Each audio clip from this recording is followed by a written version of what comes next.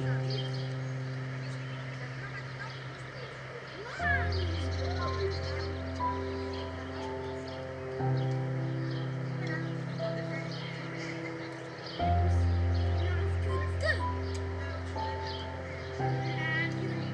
bah oui, moi j'allais prendre la jaune, alors ça c'est cool.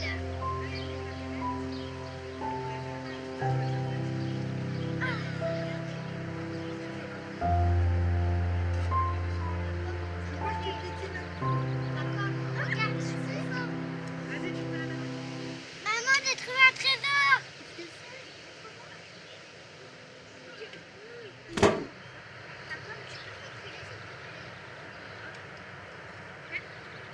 Alors qu'est-ce qu'il y a dedans?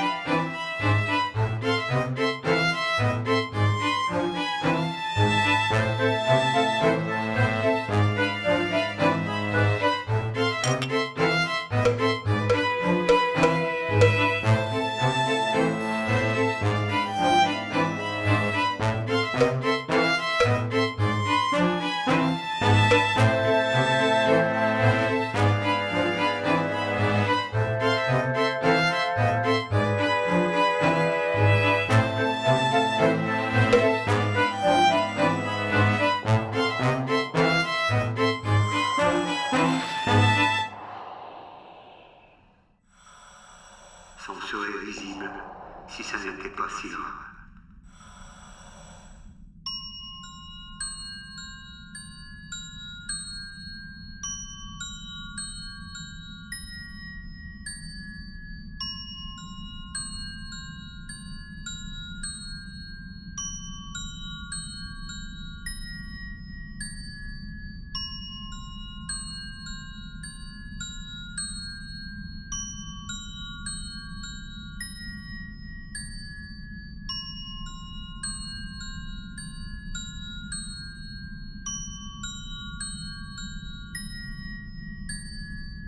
Hersin-Coupigny est une petite commune de l'Artois, dans le bassin minier du nord de la France, située entre Béthune, Lens et Arras. C'est ici que depuis des décennies sont enterrés des millions de tonnes de déchets non dangereux, dans une ancienne carrière de ciment appelée la Loine. Des déchets incompressibles, non recyclables. Cette activité cause déjà bien des nuisances. Odeurs nauséabondes, présence de goélands n'ayant jamais connu la mer, allées et venues de nombreux poids lourds, paysages défigurés. Il existe aussi sur le site une entreprise de traitement de déchets chimiques et industriels qui rejette plus de pollution que ne l'autorise la réglementation française et européenne grâce à une autorisation préfectorale. À quelques kilomètres de cette carrière, à Saint-Goël, se trouve une usine d'enrobés qui s'est modernisée pour arriver à proximité immédiate d'habitations, suscitant la crainte des riverains. Comme si cette accumulation de sites polluants n'était pas suffisante, un nouveau projet est envisagé sur la carrière, un stockage de déchets dangereux.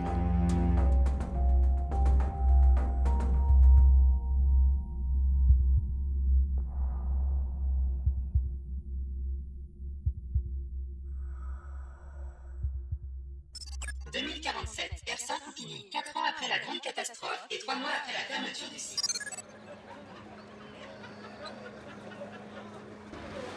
Et là-bas, on fait une extension avec Christelle. Elle est où d'ailleurs? Lucas, arrête-nous les glaçons!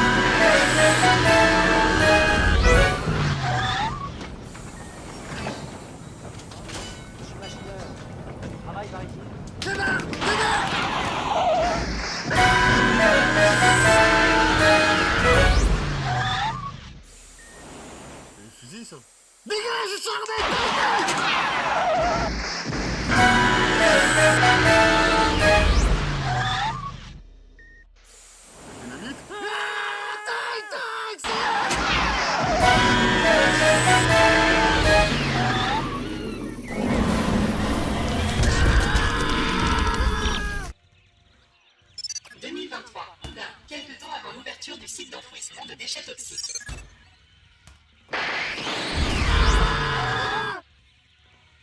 Ouais, alors là surtout tu me laisses faire. T'es sûr?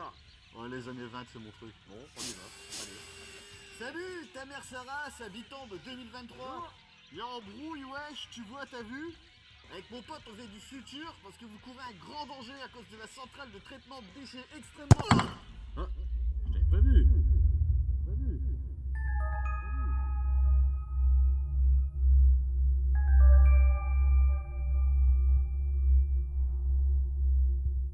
J'ai longtemps vécu à Saint-Goël. Toute ma famille y vit. Ça fait 4 générations qu'on habite là-bas.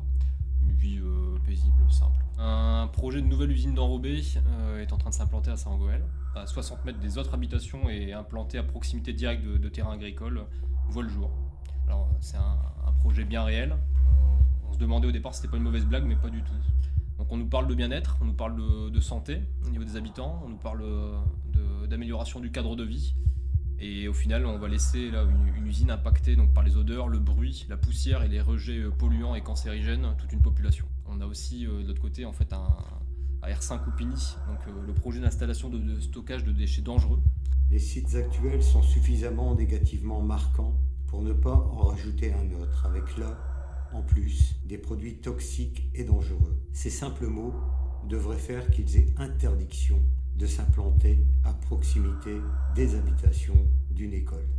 Mais la stupidité des réglementations fait que la distance préconisée est de 200 mètres. Ça en serait risible si ça n'était pas si grave. Donc ce qui est un peu hallucinant comme de notre côté, c'est de se rendre compte qu'on crée de l'enrobé d'un côté et puis en fin de vie, hop, on va le décharger de l'autre côté. Donc ça fait beaucoup en fait, c'est beaucoup de projets sur le même territoire qui impactent la population, qui sont dangereux pour la santé. On va parler CSS, commission de suivi de site, c'est 15 ans que je fais. Tous les ans on y va, on leur dit ça pue. Vous savez ce qu'ils vous répondent? Bah on a oublié de faire une porte. J'ai découvert encore un matin il n'y a pas longtemps, je suis rentré chez moi à midi, j'ai encore mal aux yeux, ça brûlait encore aux yeux. Oui, à une époque nous avions régulièrement sur R5 Coupigny des odeurs assez nauséabondes, souvent en fin de journée. Mais on vous dit c'est pas grave, c'est à plus de 200 mètres. Mais les particules, elles s'en foutent des 200 mètres. Les particules, elles sont chez nous, elles sont dans nos murs. Elles sont pas à 200 ou 300 ou 400 mètres, elles sont à 4 km. Retombées des particules jusqu'à 4 km. Ils ont même eu le droit de dépasser les normes européennes de rejet dans l'atmosphère en 2021. Simplement pour des raisons économiques. Demande de dérogation de rejet atmosphérique. au-delà des lois françaises et européennes. L'étude qui est évoquée, c'est France Déchets Environnement. Vous pouvez regarder sur Internet, France Déchets, rapport d'analyse, septembre 2022, inégalité environnementale et sociale. On est dans un bassin industriel dans le noir complet à l'échelle de la France. On est certainement, le Nord et le Pas-de-Calais, parmi les 2 départements les plus impactés par ces inégalités. Nous ici, la première maison, elle est à 360 mètres. Première école, Barlin, école maternelle, 760 mètres. Les êtres humains ne font pas partie du débat.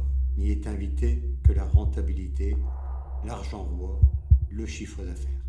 Est occulté tout ce qui dérange, est minimisé par les géologues ou scientifiques des éléments potentiellement dangereux où le doute devrait prévaloir.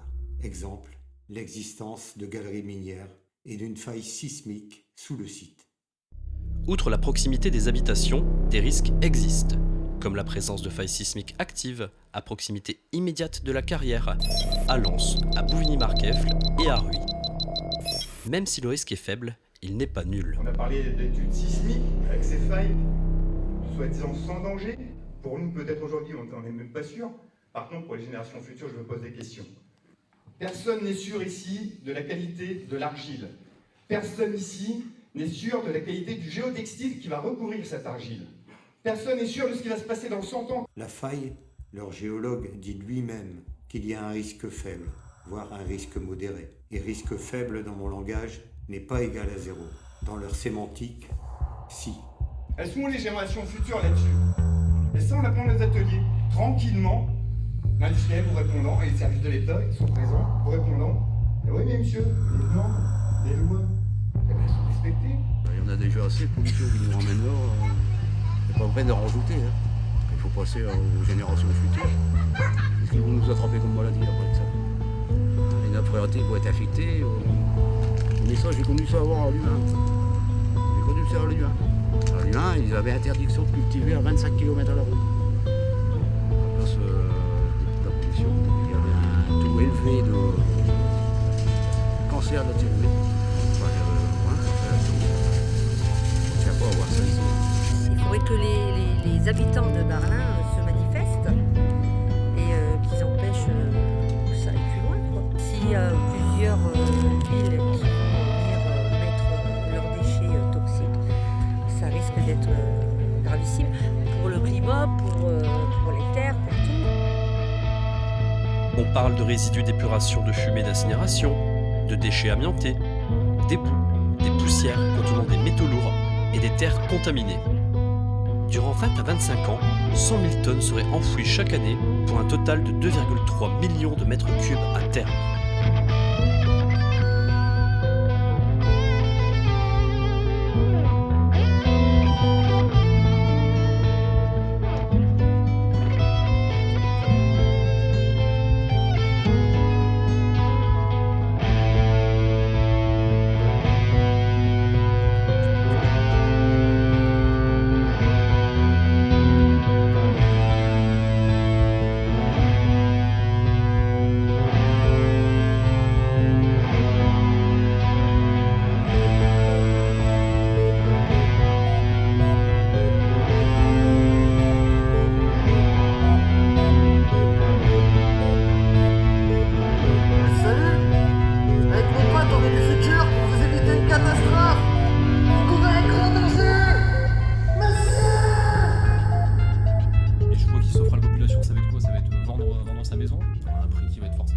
D'évaluer par rapport à avant l'implantation de cette usine, quand on a une usine à 60 mètres de son habitation alors qu'elle était peut-être à 1 km auparavant.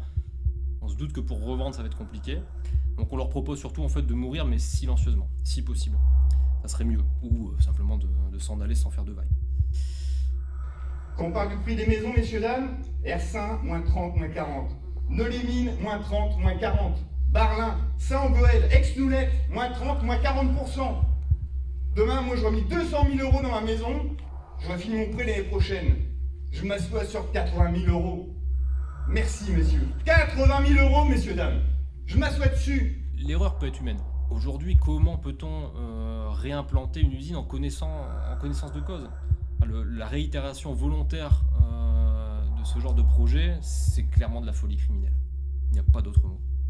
Est-ce que vous savez le taux d'émanation, à quoi il correspond? Non.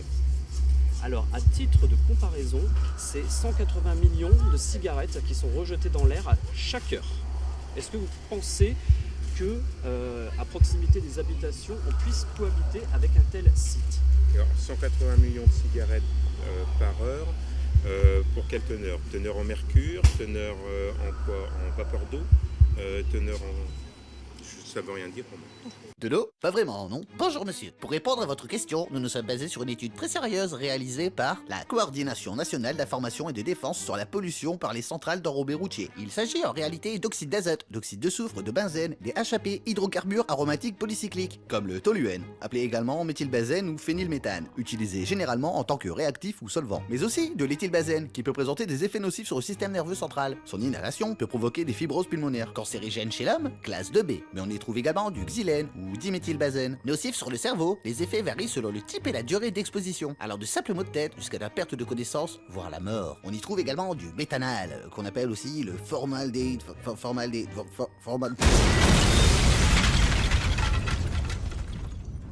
Je vais vous poser la question un peu autrement.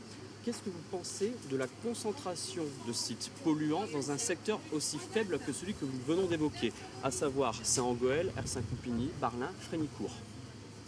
Là, je suis d'accord, il n'y a aucune raison d'avoir de telles concentrations. Tout à fait. Sachant que nous avons une densité de population importante, je pense qu'il y a d'autres sites qui pourraient suffire ailleurs, oui.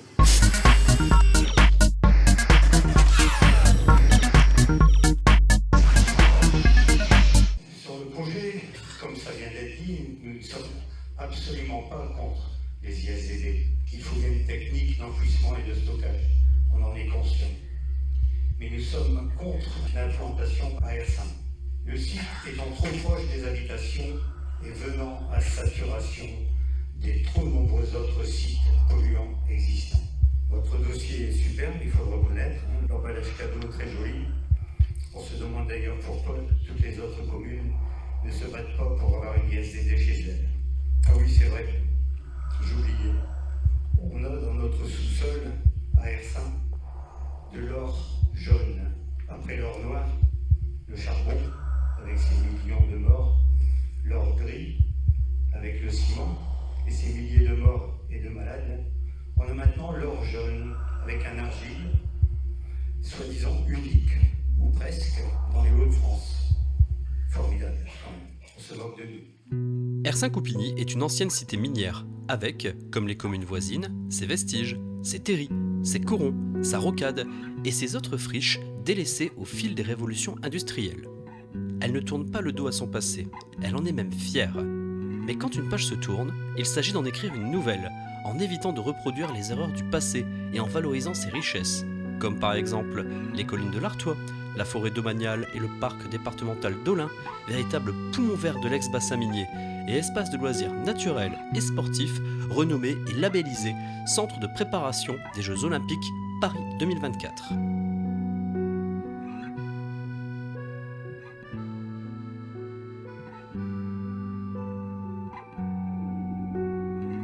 Comment accepter qu'une installation de stockage de déchets dangereux et autres activités polluantes viennent anéantir tous ces efforts ?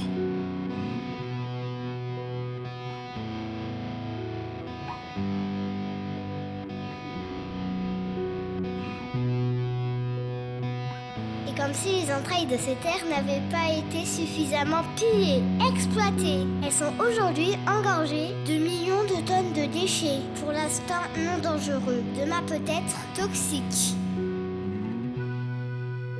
N'oublions pas qu'à quelques kilomètres, ces mêmes collines ont vu couler le sang de centaines de milliers d'hommes durant la Première Guerre mondiale, à Notre-Dame de Lorette.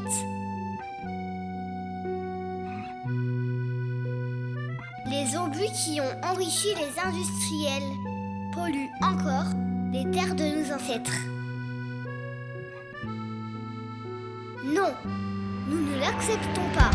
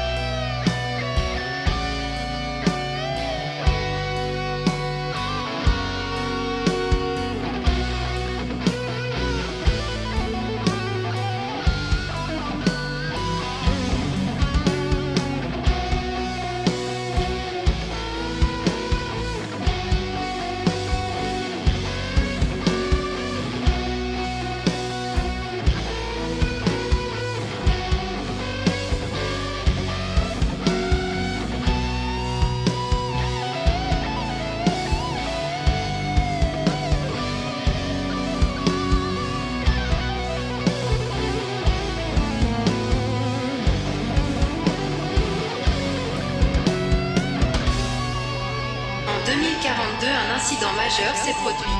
Un affaissement de la colline. Effet conjugué de la présence de galeries minières et d'une faille sismique sous le site.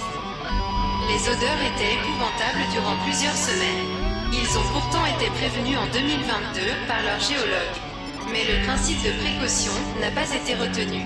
Malgré tout, et comme prévu, ils ont tenu parole. Ils ont recouvert le site de 5 mètres de terre, un vrai cache-misère, un plâtre sur une jambe de bois.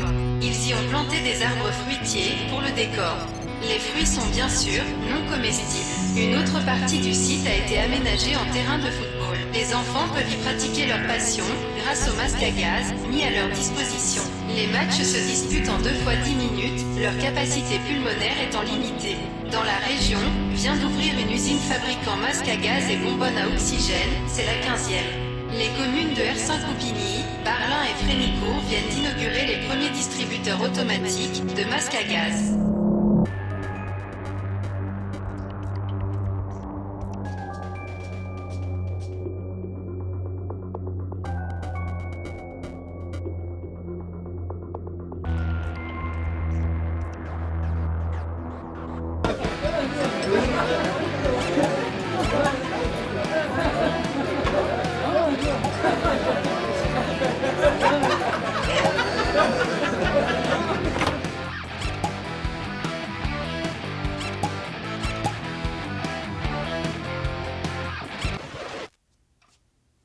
Salut. Bonjour.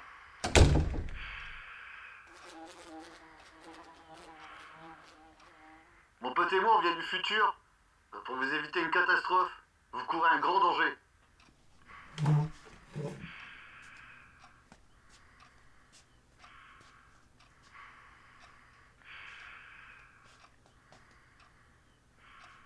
Salut. Ouais, alors je disais, il va y avoir une grande catastrophe en 2043. Et ils vont tout reboucher en 2047. Vous êtes tous concernés. Non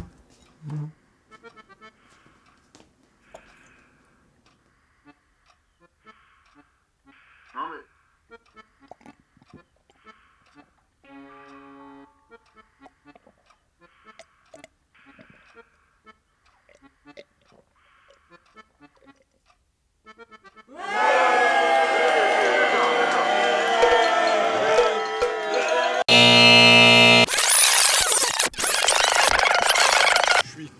Je suis contre, totalement. On a manifesté.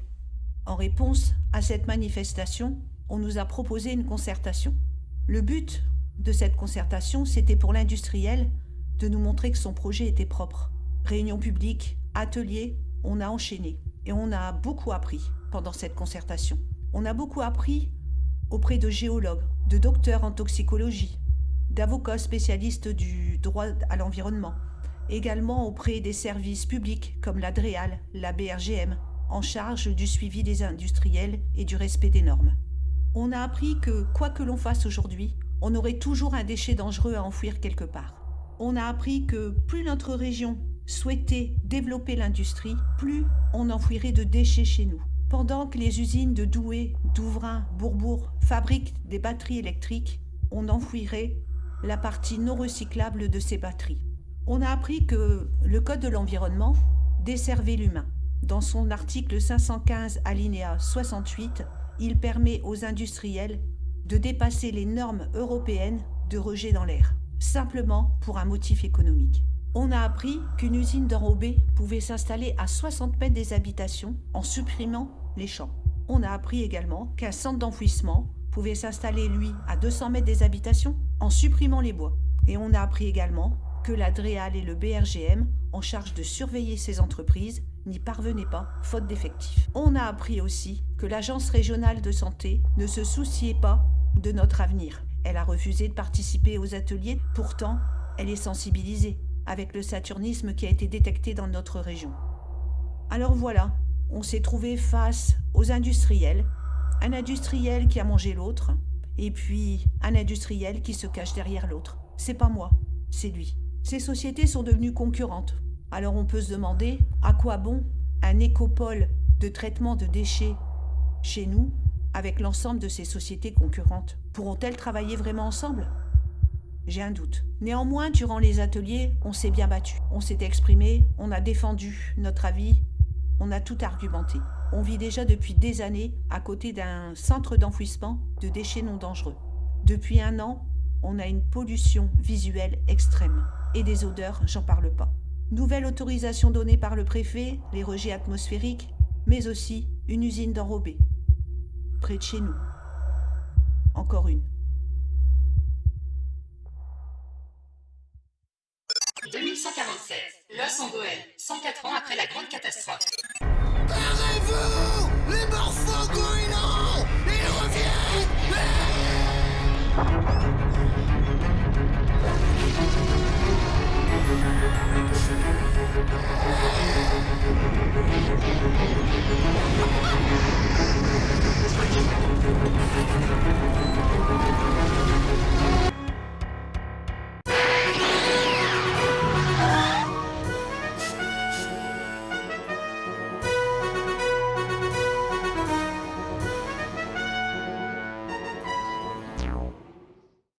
Je peux vous dire que c'est gênant de devoir combattre des humains.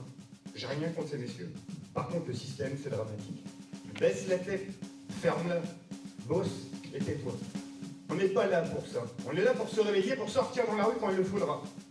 Parce que là, il va falloir y aller. Il va falloir aller à la préfecture. Il faudra fermer les RD 301. Ersin n'est pas une poubelle. Trop, c'est trop. On l'a dit suffisamment souvent. Il est grand temps de se défendre. Notre environnement, la santé de nos enfants et le bien-être de nos villes en dépendent. Il faut que la résistance s'organise. Je le répète, ça suffit. Nous entrons maintenant en résistance, non pas contre les personnes qui portent les projets industriels, mais contre ce système qui nous simplifie pour des enjeux économiques. Prochainement, un appel à manifestation sera lancé. Il faut continuer à y aller, se battre. C'est une grande politique nationale. Le message, de toute façon, que nous